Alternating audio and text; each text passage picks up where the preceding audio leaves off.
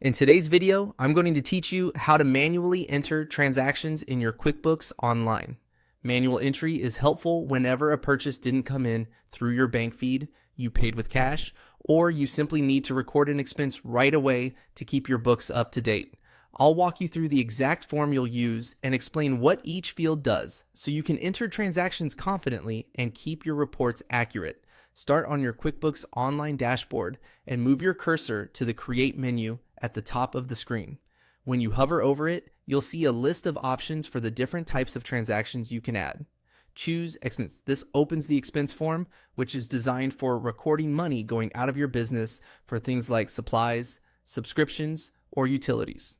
At the top of the form, select the payee. This is the vendor or person you paid.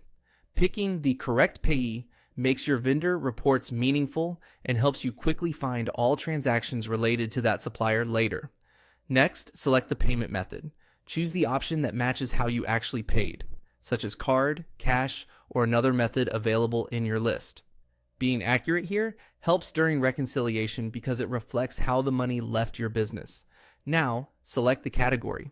This is the expense account from your chart of accounts that best describes the purchase, like office supplies, software, or travel.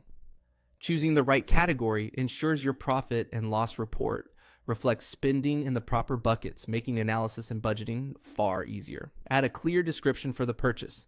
Think of this as the note you'll thank yourself for later. Something specific enough that you can recognize what this expense was without opening attachments or searching your emails. Enter the amount you spent. Double check the number before moving on. A quick review now avoids corrections later and keeps your totals reliable. If the expense relates to a specific client or job, add the customer. Associating the transaction with the customer helps with job costing and customer level reporting so you can see true project profitability over time.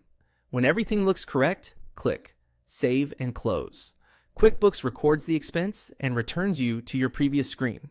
That's it. You've manually entered an expense. Follow these same steps whenever you need to capture a transaction that didn't import automatically. Staying consistent with payees, categories, and payment methods will keep your reports clean and make month-end reconciliation much smoother.